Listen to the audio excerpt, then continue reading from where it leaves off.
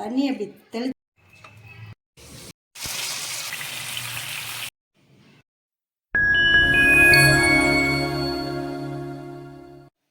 இன்றைக்கி என்ன பார்க்க போகிறோம்னா வெறா மீன் வறுவல் பார்க்க போகிறோம். அதுக்கு தேவையான பொருள் வந்து வெறா மீன் வந்து ஒரு 3/4 கிலோ வெறா மீன் பீஸ் வந்து நல்லா சுத்தமாக கழுவி ரெடியாக எடுத்து வச்சுருக்கோம். நம்ம கடையில் வாங்கின மிளகாப்பொடி சேர்க்க போகிறதில்ல, வீட்டில் அரைச்ச மிளகாப்பொடியிலேருந்தே நம்ம வறுக்க போகிறோம். அதுக்கு தேவையான பொருள் வந்து நம்ம குழம்பு மிளகாய்த்தூள் வந்து 3/4 கிலோவுக்கு வந்து நல்லா 1 ஸ்பூன் போடுறோம். தனி மிளகாய்த்தூள் வந்து 1 ஸ்பூன் சேர்க்குறோம். அது வந்து பெரிய ஸ்பூனில் போட்டிருக்கோம், இது வந்து சின்ன ஸ்பூனில் சேர்க்குறோம்.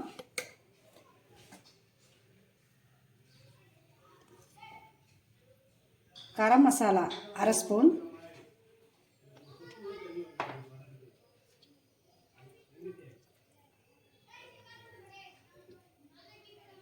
இஞ்சி பூண்டு பேஸ்ட்டு 1 ஸ்பூன், மைதா விருப்பப்பட்டால் சேருங்க. நாங்கள் வந்து ஒரு 1/2 ஸ்பூன் வந்து மைதா சேர்க்குறோம். மைதா சேர்த்தோம்னா அதில் நல்லா ஒட்டிக்கிறோம், உதிராமல் மசாலா உதிராமல் ஒட்டுறதுக்கு 1/2 ஸ்பூன் மட்டும் சேர்க்குறோம். விருப்பப்பட்டால் சேருங்க, நீங்கள் இல்லாட்டி சேர்க்க வேண்டாம். கார்ன்ஃப்ளவர் மாவு வந்து 1 ஸ்பூன்,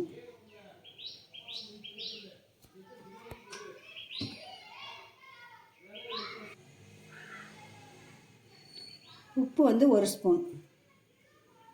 உங்களுக்கு தேவைக்கேற்ப நீங்கள் சேர்த்துக்கோங்க.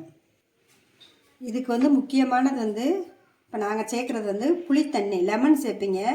நீங்கள் ஒரு தடவை புளித்தண்ணி 1 ஸ்பூன் கொல கொலன்னு கரைச்சிட்டு 1 ஸ்பூன் சேர்த்து பாருங்கள், டேஸ்ட்டு சூப்பராக இருக்கும்.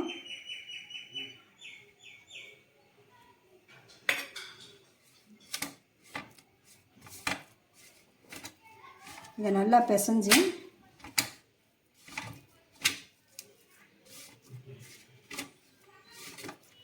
கொஞ்சோண்டு தண்ணி சேர்த்துக்கோங்க. தண்ணி சேர்த்து பிசைஞ்சுக்கோங்க. தண்ணி அப்படி தெளித்து சேர்த்துக்கோங்க.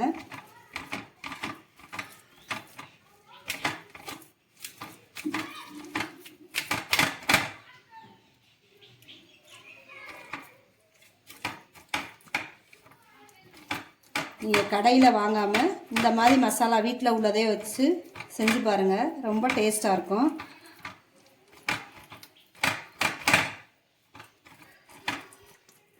மீனை வந்து இப்படி மசாலாவை வந்து இப்படி நல்லா தடவிட்டு நம்ம வந்து ஃப்ரிட்ஜுக்குள்ளே தான் வைக்க போகிறோம். ஃப்ரீசரில் ஒரு 1/2 மணி நேரம் நீங்கள் வச்சிங்கனாவே போதும், நல்லா உறிஞ்சிரும். நீங்கள் எடுத்து வறுத்துக்கலாம்.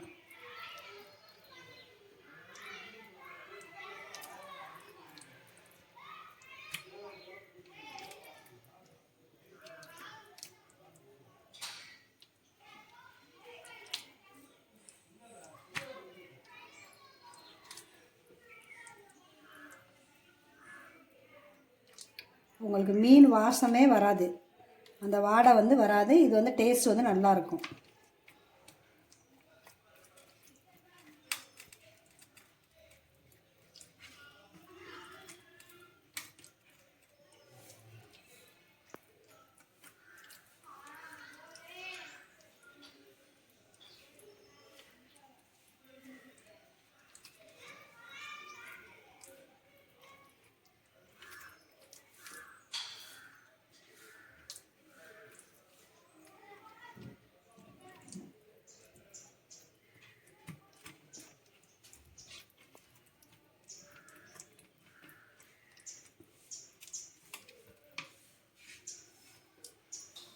ஒரே மாதிரி வறுக்காமல் இப்படி மாற்றி வேறு வேறு டேஸ்ட்டில் வறுத்தோம்னா நல்லாயிருக்கும். டேஸ்ட் வந்து நல்லாயிருக்கும்.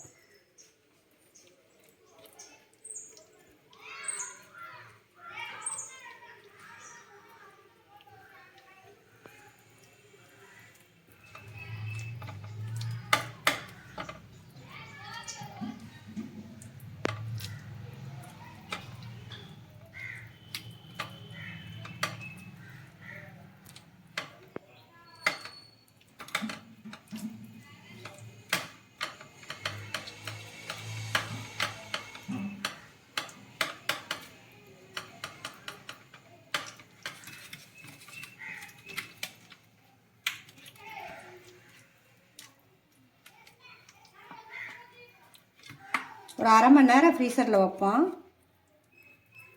அரை மணி நேரம் ஊறிச்சுன்னா போதும்.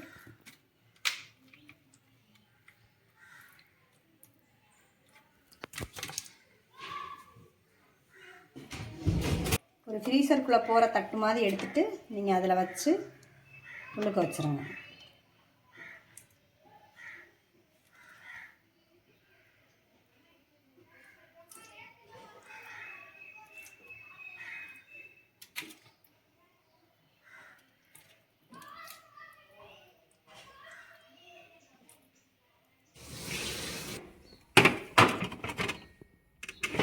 அடுப்பை பற்ற வச்சுக்கிறோம். மீனை வறுக்க போகிறோம். தேவையான அளவு எண்ணெய் ஊற்றிக்கிறோம். எண்ணெய் கம்மியாகவே ஊற்றி தோசை சட்டியில் கூட வைக்கலாம். இந்த சட்டியில் இதில் வந்து கம்மியாகவே ஊற்றி தான் வைக்க போகிறோம்.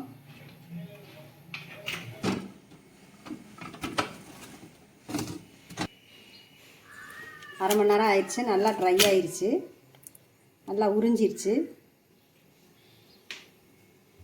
எண்ணெய் காஞ்சிருச்சு.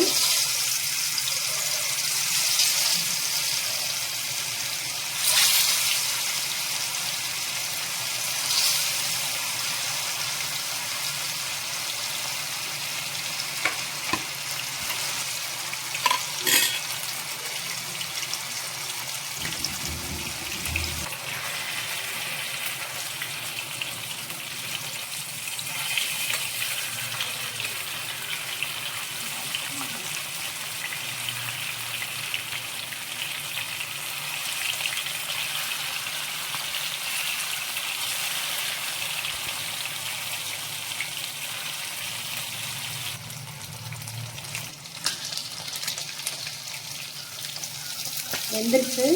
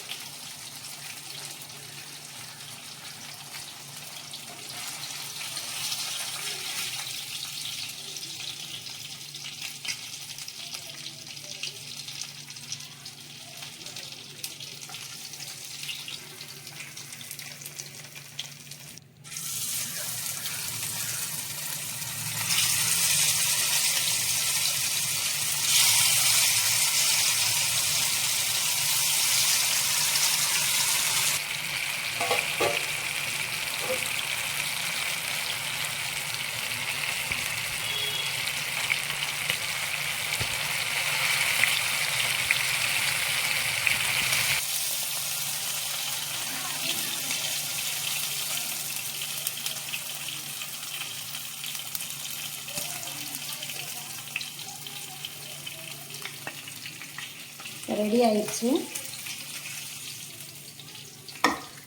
நீங்களும் இதே அளவுகளோடு செஞ்சு பார்த்துட்டு புளி ஊற்றி செஞ்சு பாருங்கள்.